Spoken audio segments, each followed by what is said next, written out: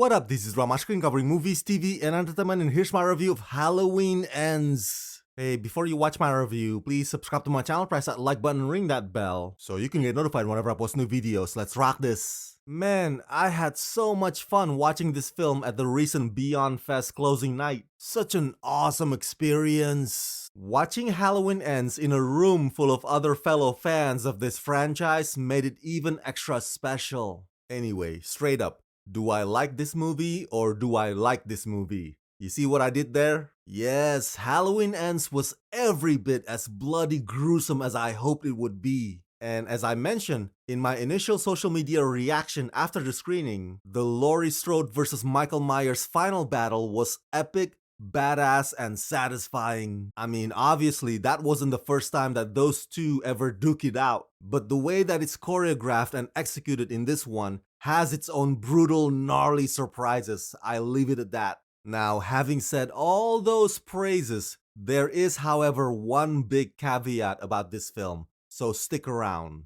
Directed by David Gordon Green, in Halloween Ends, 4 years after the events of last year's Halloween Kills, Laurie is living with her granddaughter Allison and is finishing writing her memoir.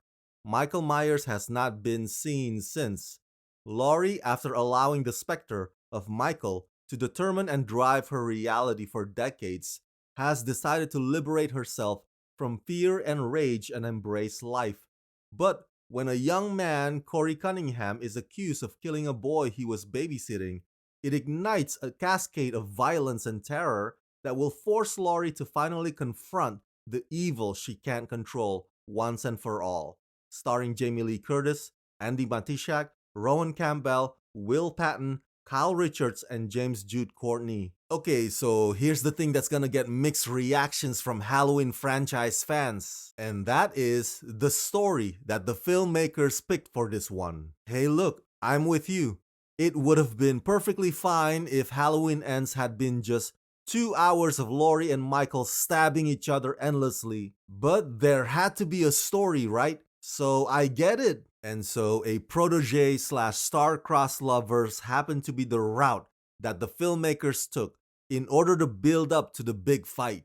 And let me tell you, this ill-fated romance plot is unbelievably sluggish. And it takes up a big chunk of the first half, so much so that you'll be wondering, where the hell are they going with this? But ultimately, it doesn't really bother me because I find it fascinating that the script turns both Michael and Laurie into some kind of parental figures to these young lovebirds. There's a sort of legacy theme in there in which both icons, albeit opposing sides, imprint their understanding of good versus evil onto the next generation. So it's interesting and profound and a bit over the top all at once. And it's done at the expense or at the cost of putting Michael and Laurie in the back seat for much of the time. But don't worry, once those two kick in and do their thing, trust me, the film keeps its foot firmly on the gas pedal. Now, what else can I say about Jamie Lee Curtis that hasn't already been said?